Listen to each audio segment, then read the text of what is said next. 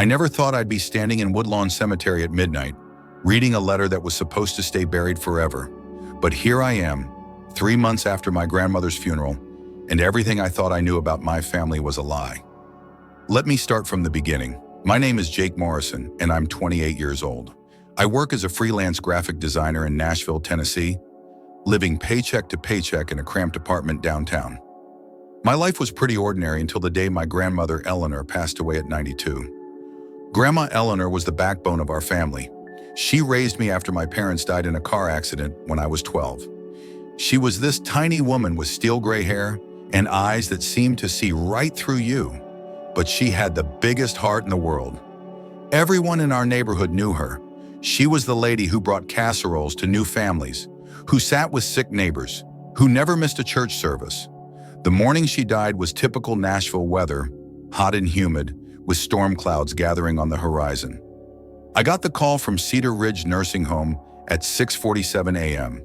The nurse, her voice gentle but professional, told me that Eleanor had passed peacefully in her sleep. I remember staring at my phone screen, the words not quite registering. Just the night before, I'd visited her, and she'd seemed fine, weak but alert. She'd even made jokes about the terrible meatloaf they served for dinner. The funeral was held 3 days later at First Baptist Church on Music Valley Drive, the same church where Grandma Eleanor had been a member for over 60 years. The sanctuary was packed. Easily 300 people showed up to pay their respects. I sat in the front pew, wearing the only suit I owned, a cheap black one I'd bought for job interviews that never seemed to fit quite right. Pastor Williams gave a beautiful eulogy, talking about Eleanor's devotion to her faith, her dedication to community service, and how she'd overcome the tragedy of losing her son and daughter-in-law, my parents, by pouring all her love into raising me. People nodded and wiped their eyes, and I felt that familiar tightness in my chest that came whenever anyone talked about the accident. What struck me most was how many people approached me after the service, telling me stories about my grandmother that I'd never heard. Mrs. Henderson from 3 streets over told me how Eleanor had secretly paid her electric bill one winter when her husband was laid off. Tommy Rodriguez, who owned the corner grocery store, said Eleanor had tutored his kids in English for free every Tuesday for 5 years. These weren't grand gestures. They were quiet acts of kindness that she'd never mentioned to me. The burial was at Woodlawn Cemetery, on a hill overlooking the Cumberland River. It's one of those old Nashville cemeteries with massive oak trees and weathered headstones dating back to the 1800s. Eleanor had bought her plot years earlier, right next to my grandfather William, who died when I was too young to remember him clearly. As they lowered the casket into the ground, I felt something I hadn't expected. Not just grief, but a deep sense of being untethered. Eleanor had been my anchor, my connection to the past, my only real family. Now I was truly alone in the world, or so I thought. After the burial, people gathered at the church fellowship hall for the traditional Southern meal. Fried chicken, green bean casserole, cornbread, and enough desserts to feed an army. I picked at my food, accepting condolences and trying to be gracious while feeling completely numb inside. That's when Eleanor's lawyer, Mr. Bernard Hutchinson, approached me. He was an elderly man with a white mustache and kind eyes behind wire-rimmed glasses. He'd been handling Eleanor's affairs for decades. "Jake," he said, placing a gentle hand on my shoulder, "I'm sorry for your loss. Eleanor was a remarkable woman." "Thank you, Mr. Hutchinson. I appreciate you handling all the legal stuff. I honestly don't know what I would have done without your help." He nodded. "That's what I'm here for. Now, I need to discuss Eleanor's will with you. Can you come to my office tomorrow morning? Say 10 o'clock. I agreed, though the thought of dealing with paperwork and legal documents felt overwhelming. I assumed it would be straightforward. Eleanor lived simply, and I figured there wasn't much to inherit beyond her small house and whatever savings she had. The next morning, I drove to Hutchinson's office in the Gulch District. His practice was in one of those restored brick buildings that Nashville developers love, modern inside but maintaining that historical charm. His secretary, a woman in her 60s with perfectly styled silver hair, offered me coffee and led me to his office. "Jake, please sit down," Mr. Hutchinson said, gesturing to a leather chair across from his mahogany desk. The office smelled like old books and leather, with diplomas and photographs covering the walls. "I want to express my condolences again. Your grandmother spoke of you often, and always with such pride. Thank you, she meant everything to me." He opened a thick manila folder. "Eleanor's will is actually quite straightforward. She's left you everything. The house on Maple Street, her savings account, which has about $48,000, and all her personal belongings. The house is paid off, so there's no mortgage to worry about." I felt a wave of relief mixed with sadness. $48,000 was more money than I'd ever had at one time, and the house, while modest, was worth at least $200,000 in Nashville's crazy real estate market. It wasn't a fortune, but it would give me financial stability I'd never experienced. "There is one other thing," Mr. Hutchinson continued, his expression growing slightly puzzled. "Eleanor left very specific instructions about a particular item. She wanted you to have this immediately." He reached into the folder and pulled out an envelope. It was cream-colored, expensive-looking paper, and my name was written on it in Eleanor's distinctive handwriting. But what caught my attention was that it was sealed with red wax, something I'd never seen my grandmother do before. "She was very insistent about this," Mr. Hutchinson said. "She gave this to me 6 months ago, along with strict instructions that you were to receive it as soon as possible after her death, and that you were to open it alone." I took the envelope, surprised by how heavy it felt. The wax seal bore an impression I couldn't quite make out, and there was something almost formal, almost ceremonial about it. "Did she say anything else about it?" I asked. Mr. Hutchinson shook his head. "Only that it was very important, and that it would explain things you needed to know. She seemed troubled when she gave it to me. It was unlike her usual demeanor." I stared at the envelope, feeling a strange mix of curiosity and apprehension. What could my grandmother have written that required such secrecy and formality? "I should also mention," Mr. Hutchinson continued, "that Eleanor made arrangements for the house to be cleaned and organized by a service. They've already completed the work, so you can take possession whenever you're ready. The keys are here." He handed me a set of keys, and we spent the next 20 minutes going over paperwork and financial details. But my mind kept drifting to the letter in my hands. What secrets could my sweet, straightforward grandmother possibly have had? After leaving the lawyer's office, I drove aimlessly through Nashville, not ready to go home to my apartment or to face the reality of going through Eleanor's house. I ended up at Centennial Park, sitting on a bench near the Parthenon replica, watching families with small children feed ducks in the pond. The envelope felt like it was burning a hole in my jacket pocket. Part of me wanted to tear it open immediately, but Eleanor's instructions had been clear. I was to open it alone. And something about the formality of the wax seal made me feel like I should treat this moment with the gravity it seemed to deserve. As the sun began to set, painting the Nashville skyline in shades of orange and pink, I finally drove to Eleanor's house. It was a small craftsman-style home built in the 1940s, with a front porch and a meticulously maintained garden. Eleanor had lived there for over 50 years, and it had always felt more like home to me than anywhere else. The cleaning service had done an excellent job. Everything was spotless, but they'd left Eleanor's personal belongings exactly as she'd arranged them. Her reading glasses were still on the kitchen table next to her daily crossword puzzle book. Her favorite coffee mug sat in the drying rack by the sink. It was as if she'd just stepped out for a moment and would be back any minute. I walked through the house slowly, memories flooding back with every step. The living room where we'd watched old movies together on Sunday afternoons. The kitchen where she'd taught me to make her famous chocolate chip cookies. The back bedroom where I'd slept during high school, surrounded by posters of bands that probably made her cringe. Finally, I settled into Eleanor's favorite armchair in the living room, a worn velvet recliner that faced the window overlooking her garden. This was where she'd sat every morning with her coffee and her Bible, where she'd watched the birds at her feeders, where she dozed off during evening television shows. With shaking hands, I carefully broke the wax seal on the envelope. Inside was a thick letter written in Eleanor's careful handwriting on matching cream-colored paper. As I unfolded it, I noticed that her usually steady handwriting seemed more labored, as if this letter had been particularly difficult to write. The letter began, "My dearest Jake, if you are reading this, then I am gone. and the time has come for you to know the truth about our family.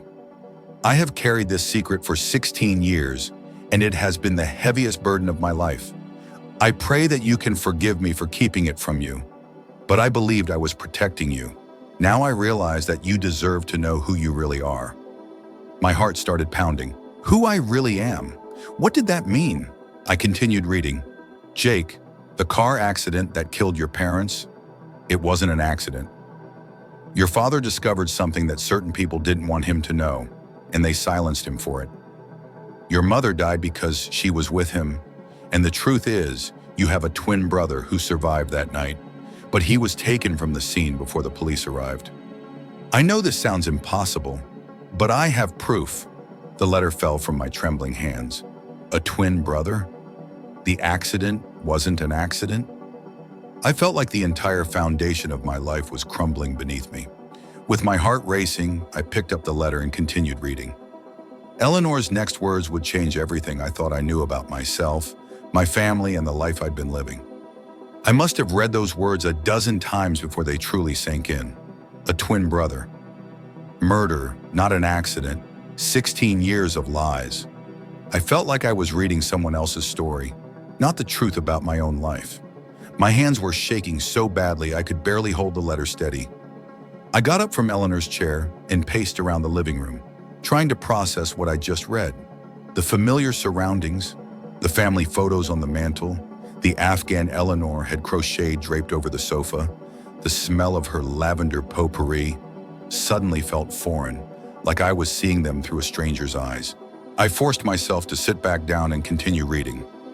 Eleanor's handwriting became even more labored as the letter went on, as if the weight of the secret was making it physically difficult for her to write. "I know you must think I've lost my mind, but please keep reading. On the night of March 15th, 2007, your father David called me at 11:30 p.m. He was terrified, Jake. In all my years as his mother, I had never heard him sound so frightened. He told me he had discovered something at work that could destroy powerful people, and that he feared for his family's safety. He said he was taking you and your mother to a safe place until he could figure out what to do." I remembered that night vaguely. I was 12, and my parents had woken me up suddenly, telling me we were going on an unexpected trip to visit relatives. I'd been groggy and confused, but I'd grabbed my backpack and gotten in the car without questioning it too much. Kids that age don't usually question their parents' decisions. Your father worked as an accountant for Meridian Construction, one of Nashville's biggest development companies. He'd been there for 8 years handling their books, and he'd always said it was a good, stable job. But that night, he told me he'd discovered evidence that Meridian was involved in something called bid rigging, essentially stealing millions of dollars from the city by manipulating construction contracts. I paused in my reading. Meridian Construction was a name I recognized. They'd built half of downtown Nashville's modern skyline. Their logo was on cranes all over the city, and their CEO, Marcus Weatherby, was always in the society pages, donating to charities and hosting fundraisers for politicians. David had copies of documents, financial records, communications between Meridian executives and city officials. He said it was enough evidence to send people to prison and cost the company hundreds of millions of dollars. He was planning to take everything to the FBI the next morning. Eleanor's letter continued with details that made my blood run cold. She described how David had noticed irregularities in the books over several months. Payments that didn't match contract amounts, suspicious wire transfers, meetings he wasn't allowed to attend despite being the senior accountant. When he'd finally pieced everything together, he'd realized he was sitting on evidence of one of the biggest corruption scandals in Nashville's history. Your father was an honest man, Jake. Too honest for his own good. He couldn't live with knowing about the corruption and doing nothing. But he also knew that exposing it would put his family in danger. These weren't just businessmen. They had connections to organized crime, to politicians, to people who could make problems disappear. My mind was reeling. My father, who I remembered as a quiet, gentle man who helped me with homework and taught me to throw a baseball, had been some kind of whistleblower? It seemed impossible. The accident happened at 12:47 a.m. on Highway 40, just outside the city limits.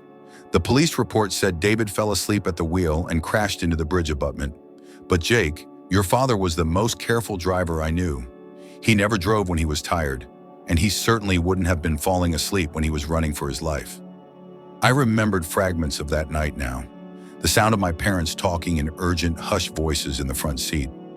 My mother crying softly, the feeling that something was terribly wrong, even though I didn't understand what.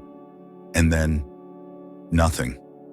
I'd woken up in the hospital 3 days later with a concussion and a broken arm, being told that my parents were dead and that I was lucky to be alive. Here's what the police report didn't say, Jake. There were 2 children in the car that night, you and your twin brother, Marcus.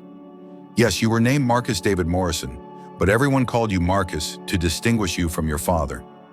You've been using your middle name, Jake, since the accident, because that's what the hospital records showed, and it's what everyone started calling you. I felt like the room was spinning. Marcus. My name was Marcus. I had a twin brother named Jake. No, wait, that didn't make sense. I tried to focus on Eleanor's words, but they seemed to be rearranging themselves on the page. Your twin brother Jake was thrown from the car during the crash. When the first responders arrived, they found you unconscious in the back seat, but there was no sign of Jake. The police assumed the witness who reported seeing 2 children had been mistaken. They never conducted a proper search of the area. Eleanor's next words hit me like a physical blow. But Jake wasn't killed in the crash. He was taken by the people who caused the accident. I believe they initially planned to eliminate all witnesses, but when they realized they had a 12-year-old boy, they decided he could be useful to them. Jake was adopted by Marcus Weatherby, the CEO of Meridian Construction. He's been living as Marcus Weatherby Jr. for the past 16 years.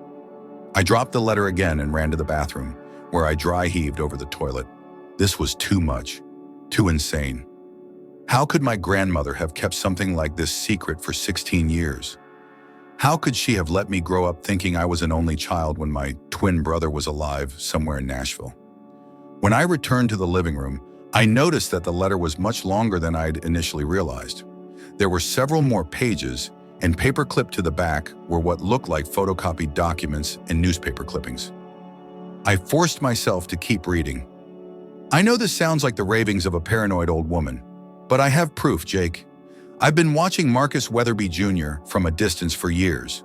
I've seen him at high school graduation ceremonies, at college events, at society functions. He looks exactly like you did at his age. The resemblance is unmistakable. Eleanor had included a newspaper clipping from the Tennessee Society page, dated about 2 years ago. The headline read, "Weatherby Foundation Gala raises $2 million for Children's Hospital." In the photo, a young man in a tuxedo was shaking hands with a city councilman. The young man looked like he could have been my reflection in a mirror. I hired a private investigator 5 years ago, the letter continued. His name is Robert Chen, and his office is on 21st Avenue. He confirmed what I already suspected. Marcus Weatherby Jr. was adopted in March 2007, just days after your parents' death.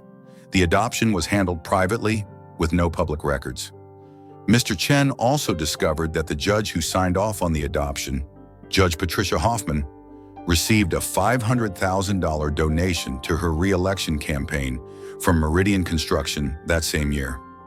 The evidence was overwhelming, but it still felt surreal.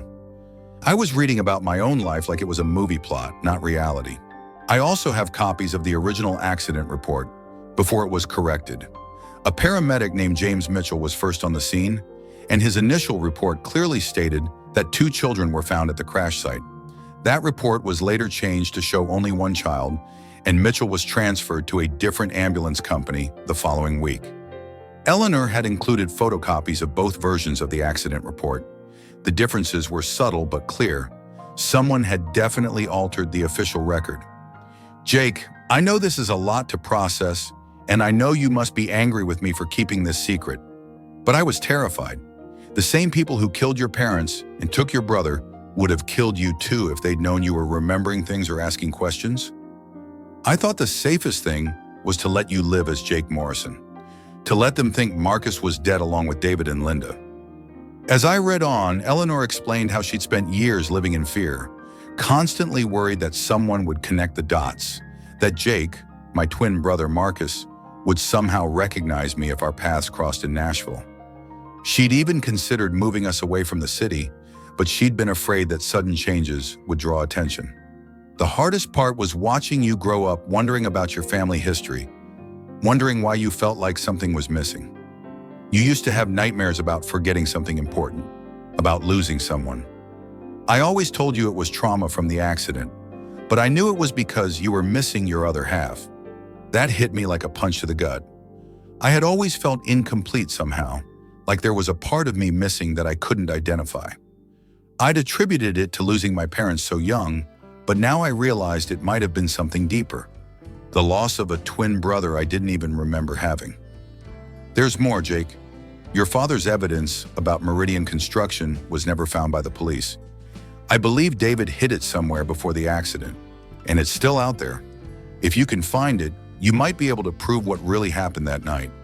You might be able to get justice for your parents and reunite with your brother.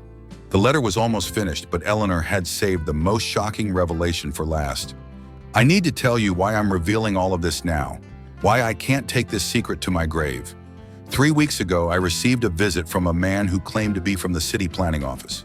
He was asking questions about you, where you work, who you associate with, whether you've ever asked questions about the accident.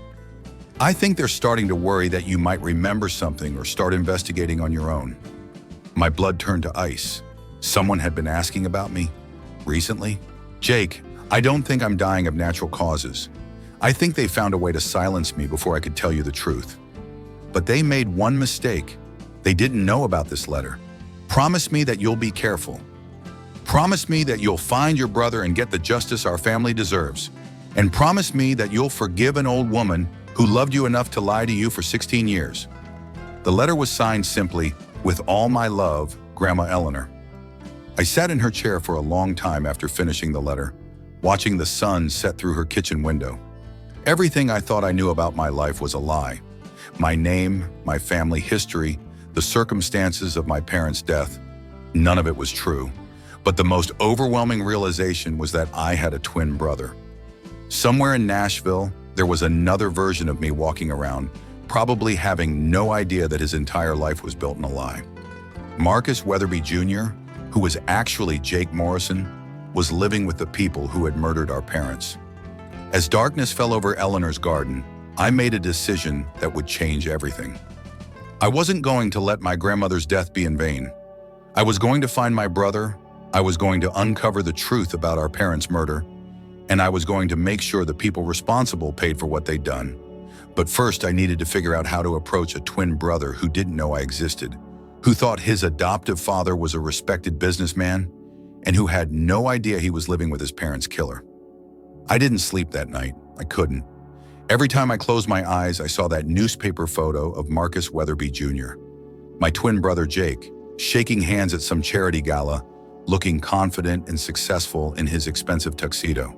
He looked like the version of me that might have existed if my life had taken a completely different path. By sunrise, I'd made a decision. I was going to contact Robert Chen, the private investigator Eleanor had mentioned. If anyone could help me figure out how to approach this impossible situation, it would be someone who already knew the truth. Chen's office was in a converted house on 21st Avenue, near Vanderbilt University. The neighborhood was a mix of students, young professionals, and longtime Nashville residents who'd watched the city transform around them. I found his office on the second floor, marked by a simple brass nameplate that read Chen Investigations, Confidential Services. Robert Chen was not what I'd expected. He was probably in his 50s, with graying hair and kind eyes behind wire-rimmed glasses. His office was neat but lived in, with filing cabinets along one wall and a desk covered with case files. He looked more like a college professor than a private detective. "You must be Jake Morrison," he said as I entered. "I've been expecting you." "You have? Your grandmother told me that if anything happened to her, you'd probably find your way to me eventually. Please sit down. I'm sorry for your loss." Eleanor was a remarkable woman. I took the chair across from his desk, still feeling surreal about the entire situation. "Mr. Chen, I need to know if what my grandmother told me is true. About my brother, about the accident, about everything." He nodded gravely. "It's all true, Jake. Every word of it. I've been following your brother's life from a distance for 5 years now. He goes by Marcus Weatherby Jr., but his real name is Jake Morrison. He's your identical twin, and he has no idea that you exist.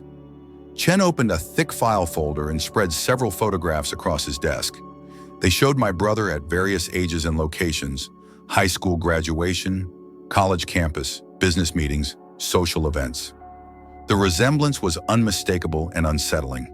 It was like looking at photographs of myself living a completely different life. He just graduated from Vanderbilt with a business degree, Chen continued. He's been working at Meridian Construction for the past year, being groomed to eventually take over the company.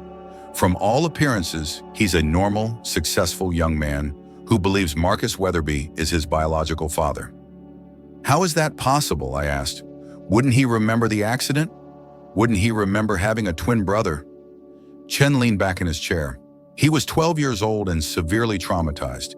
It's likely that his memories of life before the accident are fragmented or have been suppressed entirely. It's also possible that the Weatherbys sought professional help to deal with any lingering memories, therapy designed to help him move on from his past. The idea of my brother being manipulated and brainwashed made me sick to my stomach. There's something else you need to know, Chen said.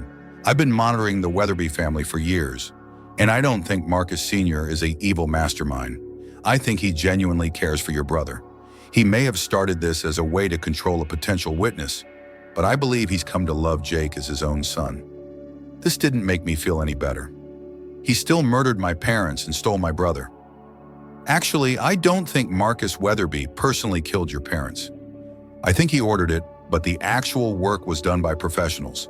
And I don't think he initially planned to adopt Jake. I think that decision came later, when he realized he couldn't bring himself to have a 12-year-old boy killed. Chen showed me more documents.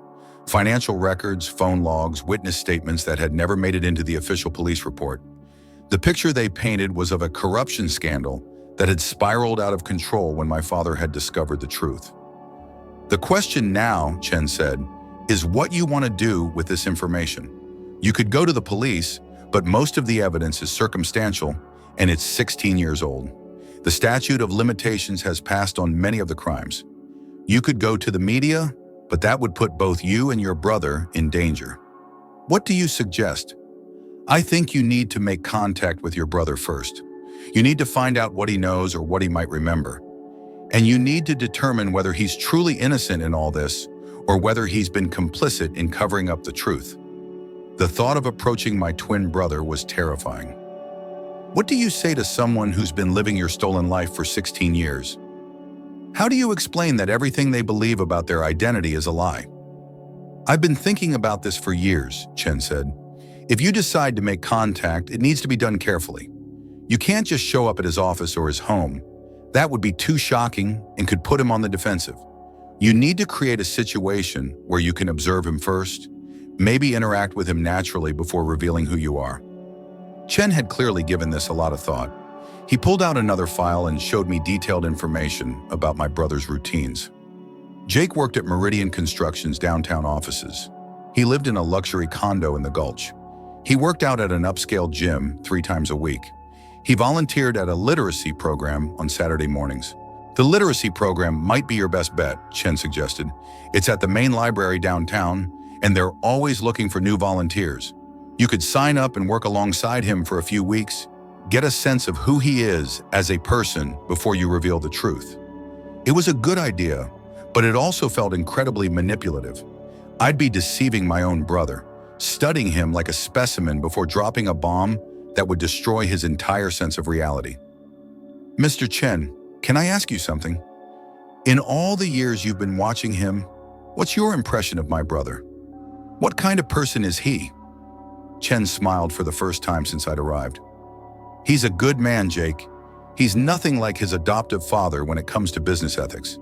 He's been trying to push Meridian toward more honest practices, more community involvement, more transparency. He seems to have a strong moral compass, which is remarkable considering who raised him.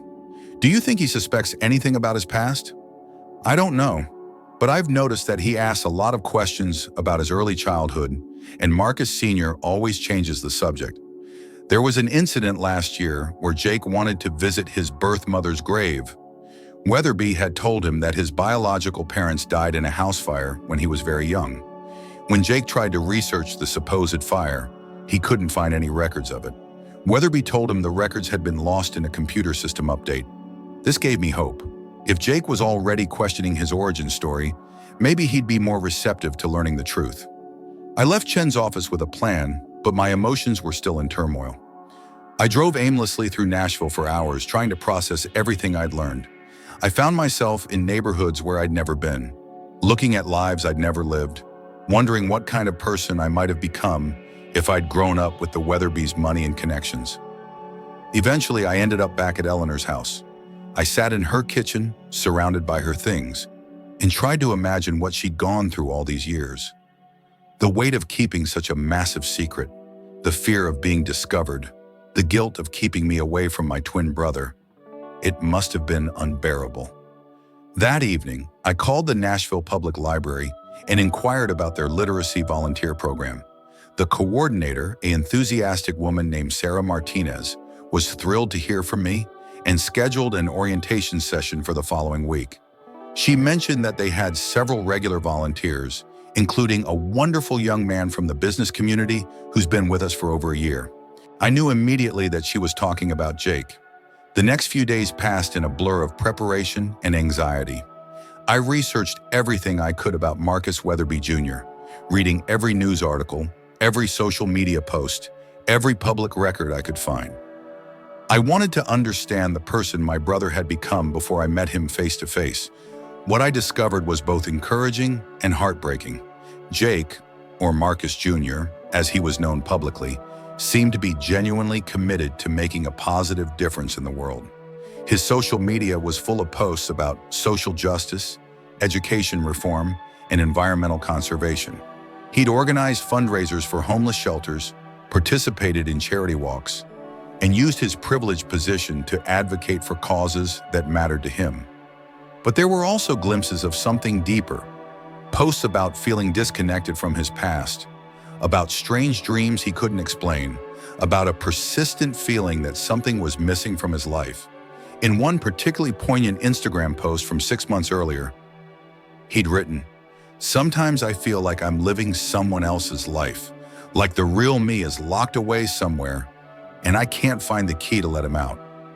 Reading that post broke my heart. My brother was suffering from the same sense of incompleteness that had plagued me my entire life, but he didn't understand why. On Saturday morning, I arrived at the Nashville Public Library for my first day as a literacy volunteer. The main branch downtown was a beautiful building with high ceilings and large windows that filled the space with natural light. Sarah Martinez met me in the lobby and gave me a tour of the volunteer areas.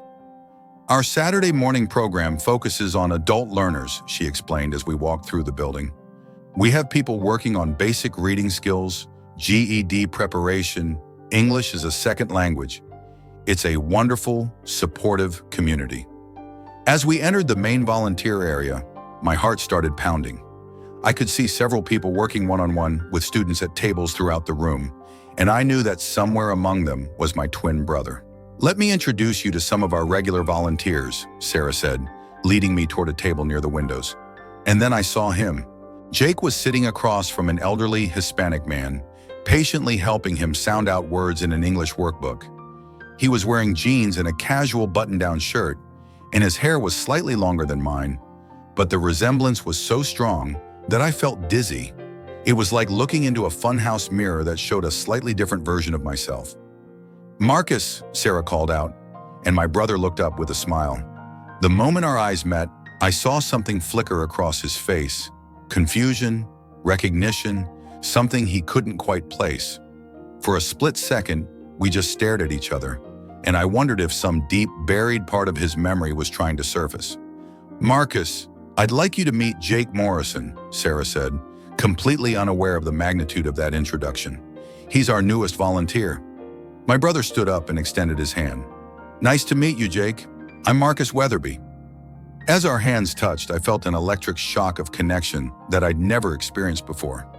Jake must have felt it too, because he held on to my hand a moment longer than necessary, studying my face with an expression of bewilderment. "Have we met before?" he asked. "You look really familiar." I was just thinking the same thing, I managed to say, my voice sounding strange in my own ears. Maybe we just have one of those faces. Jake laughed, but his eyes never left mine. Yeah, maybe. Well, welcome to the program. It's really rewarding work. Sarah assigned me to work with a young mother who was preparing for her GED, and I spent the next 2 hours trying to focus on helping her with math problems while constantly glancing over at my brother. Several times I caught him looking at me too, that same puzzled expression on his face. When the session ended, Jake approached me as I was packing up my materials. "Hey, Jake," he said, and hearing him say my real name sent shivers down my spine. "I know this might sound weird, but would you like to grab coffee sometime? I feel like we have a lot in common, and I'd love to hear more about what brought you to volunteer here." My heart was racing. This was happening faster than I'd expected, but maybe that was for the best. "I'd like that," I said. "How about tomorrow afternoon?" "Perfect. There's a great place called Frothy Monkey on 12th Avenue. Do you know it?"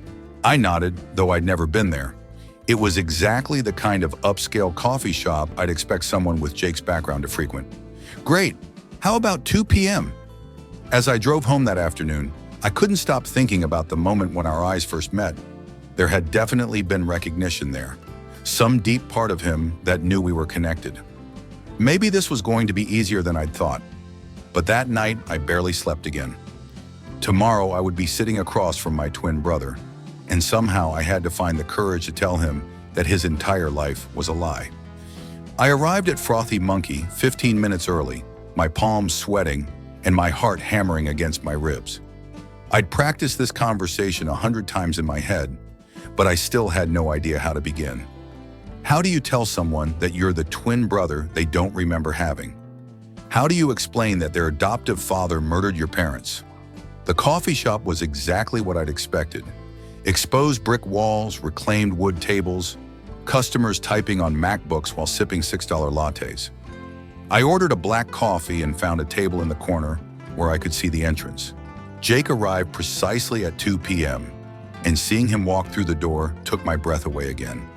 In the library's fluorescent lighting, the resemblance had been striking. In natural daylight, it was overwhelming. We weren't just similar, we were identical. Same height, same build, same facial features. The only differences were his slightly longer hair and the expensive clothes that screamed privileged upbringing. "Sorry if I'm a few minutes late," he said, sliding into the chair across from me. "I had to stop by the office to handle something." "No problem. I just got here myself." We made small talk for a few minutes. He ordered some complicated drink with oat milk and cinnamon. We discussed the weather. He asked about my work as a graphic designer, but I could tell he was studying me, trying to figure out why I seemed so familiar. "Jake," he said finally, "I have to ask you something, and I hope you don't think I'm crazy, but have you ever felt like you were adopted or something? Like maybe your family history isn't what you think it is?" The question caught me completely off guard. "Why do you ask?" "Because I was adopted," he said simply. "My biological parents died when I was really young, and I don't remember much about my life before that. But lately I've been having these dreams, these flashes of memories that don't match what my father told me about my early childhood." My mouth went dry. This was the opening I needed, but I still didn't know how to take it. "What kind of memories?" I asked. Jake looked uncomfortable, like he was admitting to something embarrassing. "It's going to sound strange, but I keep dreaming about having a brother. Not just any brother, a twin brother. Someone who looked exactly like me. The dreams are so vivid, so real, but my father says I was an only child." I stared at him, my coffee growing cold in my hands. He was remembering. Somehow, despite whatever psychological manipulation he'd endured, some part of his mind had held on to the truth. "Jake," I said quietly, "what if I told you that those aren't dreams? What if they're memories?" He leaned forward, his eyes intense. "What do you mean?" I took a deep breath. There was no easy way to do this, no gentle way to shatter someone's entire understanding of reality. "My name isn't really Jake Morrison," I began. "It's Marcus Morrison. And your name isn't Marcus Weatherby Jr., it's Jake Morrison. We're twin brothers, and we were separated 16 years ago when our parents were murdered." Jake stared at me for a long moment, his face cycling through confusion, disbelief, and something that might have been hope. "That's impossible," he said finally. "My father would have told me if I had a brother. And my parents died in a house fire. Not murder." "There was no house fire, Jake. Our parents were David and Linda Morrison, and they died in a car accident on March 15, 2007. But it wasn't really an accident. They were killed because our father discovered evidence of corruption at Meridian Construction." Jake's face went pale. "Meridian, that's where I work. That's my father's company. Marcus Weatherby isn't your father, Jake. He's the man who ordered our parents' death and then adopted you to keep you quiet." For a moment, I thought Jake was going to get up and walk away. He looked like he was about to be sick, and I couldn't blame him. I was destroying his entire world with every word. "You're lying," he said, but there was no conviction in his voice. "This is insane. Why would you tell me something like this?" I pulled out my phone and showed him the photos Robert Chen had given me. Pictures of Jake at various ages, documents about his adoption, copies of the altered accident reports. "I know it sounds crazy," I said. "I know it's a lot to process. But look at these documents. Look at the dates. And look at me. Really look at me. Don't we look like brothers to you?" Jake studied the photos with shaking hands, and I watched his entire world crumble in real time. When he looked up at me again, his eyes were filled with tears. "Oh my God," he whispered. "The dreams. They weren't dreams, were they? I really did have a brother. I really did lose my family." "You didn't lose me," I said, reaching across the table to touch his hand. "I've been here the whole time. I just didn't know you were alive until a few days ago." Jake pulled his hand away, and I could see him trying to process everything I told him. "Our grandmother, she raised you after the accident? Eleanor Morrison. She died last week, and she left me a letter explaining everything. She'd been protecting both of us by keeping us apart, but she finally realized we deserved to know the truth. And Marcus Weatherby, he really killed our parents? He ordered it, yes. Our father discovered evidence of bid rigging and corruption, and Weatherby couldn't let that information get out." Jake was quiet for a long time, staring into his coffee cup. When he finally looked up, his expression was different, harder, more determined. "I need to see this evidence," he said. "I need to know exactly what happened that night. I have copies of everything at my grandmother's house.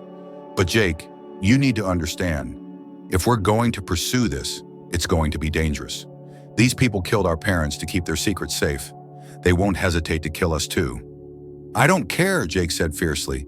"I've been living a lie for 16 years. I've been calling my parents' killer father and working for the company that destroyed our family. I need to make this right." We spent the next hour going over everything I knew, every piece of evidence Eleanor had collected, every detail Robert Chen had uncovered. Jake asked intelligent questions and absorbed information quickly. It was clear that despite his privileged upbringing, he had the same analytical mind I did. "There's something else," Jake said eventually. "Something I never told anyone because I thought it was just paranoia. But I've always felt like someone was watching me. Even as a kid, I had this sense that there were people keeping track of my movements, my friendships, my activities. Marcus Sr. always said it was just security because of his wealth, but now I'm wondering if it was something else." "They were probably making sure you never got too close to the truth," I said. "Making sure you didn't start asking the wrong questions or remembering too much." Jake nodded grimly. "And the therapy sessions when I first came to live with them, they told me it was to help me cope with losing my parents, but the therapist kept asking about my memories of before the fire. He seemed really interested in making sure I understood that my past was too traumatic to think about." The picture that was emerging was of a 16-year systematic campaign to erase Jake's true identity and replace it with a fabricated one. It was sophisticated, thorough, and utterly ruthless. "We need to be smart about this," I said. "We can't just confront Weatherby directly. We need evidence that will hold up in court, and we need to make sure we're protected before we make any moves." "Agreed, but Marcus, I need you to know something. Whatever happens next, I'm grateful that you found me. I felt incomplete my entire life, like half of me was missing. Now I know why." Hearing him call me by my real name sent a wave of emotion through me that I wasn't prepared for. For the first time in 16 years, I felt whole. We made plans to meet at Eleanor's house the next evening, where Jake could see all the evidence for himself. As we prepared to leave the coffee shop, Jake grabbed my arm. "Marcus," he said, "I need to ask you something. Are you angry with me for living the life that should have been yours? For having everything while you had nothing?" I looked at my twin brother, my other half, the person I'd been unconsciously searching for my entire life, and felt nothing but love and protectiveness. "Jake," I said, "you were 12 years old. You were a victim, just like I was. The only people I'm angry with are the ones who took our family away from us." The next evening, Jake arrived at Eleanor's house carrying a briefcase and wearing the expression of someone who'd spent the day reevaluating his entire existence. I led him into the living room where I'd spread out all of Eleanor's evidence: documents, photographs, newspaper clippings, and the letter that had started it all. Jake read Eleanor's letter twice, and by the time he finished, he was crying openly. "She sounds like an amazing woman," he said. "I wish I could have known her." "She would have loved you," I said. "She always said the hardest part of keeping the secret was knowing that somewhere out there, I had a brother who needed his family." We spent hours going through every piece of evidence, and Jake's business training helped him spot details I'd missed. He pointed out inconsistencies in Meridian's financial records, connections between the judge who'd approved his adoption and city officials who'd approved Meridian's contracts, patterns of behavior that suggested a much larger conspiracy than even Eleanor had realized. "This isn't just about bid rigging," Jake said, studying a series of financial documents. "This is about a systematic takeover of Nashville's development process. Meridian hasn't just been stealing from individual projects. They've been controlling which projects get approved, where they get built, who gets the contracts. They've essentially been running a shadow government." As the evening wore on, we formulated a plan. Jake would return to work at Meridian and try to access more recent financial records, while I would work with Robert Chen to gather additional evidence and contact other potential witnesses. We would build an airtight case before approaching law enforcement or the media. But our planning was interrupted by the sound of car doors slamming outside Eleanor's house. Jake and I looked at each other in alarm. It was almost midnight. Who would be visiting at this hour? I peered out the front window and saw 2 black SUVs parked on the street and several men in dark clothing walking toward the house. "We need to go," I said urgently. "Right now." But it was too late. We heard footsteps on the front porch and then a voice calling through the door. "Marcus Weatherby Jr., we know you're in there. We just want to talk." Jake's face went white. How did they know I was here? "They must have been watching you," I said, frantically gathering the evidence from the coffee table. "Is there a back door?" We made it to the kitchen before we heard the front door being kicked in. As we slipped out the back door into Eleanor's garden, I could hear men searching the house, calling our names. We ran through the dark neighborhood, staying off the main streets until we reached my car parked several blocks away. As we drove away, I could see lights throughout Eleanor's house and men moving around inside. "They're going to destroy everything," Jake said, his voice hollow. "Not everything," I said, patting the bag of documents I'd managed to grab. "And besides, we have the most important evidence of all." "What's that?" "Each other. You're living proof that Marcus Weatherby is not who he claims to be, and I'm living proof that the Morrison family didn't die in that car accident." As we drove through the empty Nashville streets, Jake made a decision that would change both our lives forever. "I'm not going back," he said. "I'm not going to pretend to be his son anymore. Whatever happens next, we're going to face it together." For the first time since reading Eleanor's letter, I smiled. My brother was back, and we were going to finish what our father had started 16 years ago. Together, I agreed, just like it should have been from the beginning. We drove toward an uncertain future, but for the first time in either of our lives, we were complete. The Morrison twins were reunited, and we were going to get justice for our family no matter what it cost us. 3 days later, we stood together at Eleanor's graveside in Woodlawn Cemetery. The funeral home had finally released her body after the suspicious circumstances investigation had been quietly closed. We'd had a small private service, just the 2 of us, Robert Chen and Pastor Williams from Eleanor's church. As the service ended and the others walked away, Jake and I remained by the grave. I pulled out Eleanor's letter, the one that had revealed the truth and brought us back together. "Should I read it?" I asked Jake. He nodded. "She deserves to have her words heard here, where she can rest knowing she finally told the truth." So I read Eleanor's letter aloud in the gathering twilight, my voice carrying across the cemetery as I told the story of the Morrison family, of love and loss and sacrifice, of secrets kept and truth finally revealed. When I finished, Jake placed a hand on my shoulder. "Thank you, Grandma Eleanor," he said quietly. "Thank you for protecting us, and thank you for bringing us home to each other." As we walked away from the cemetery together, I knew that Eleanor could finally rest in peace. Her secret was out, her grandsons were reunited, and justice was finally within reach. The Morrison twins were going to finish what our father started, and we were going to do it together.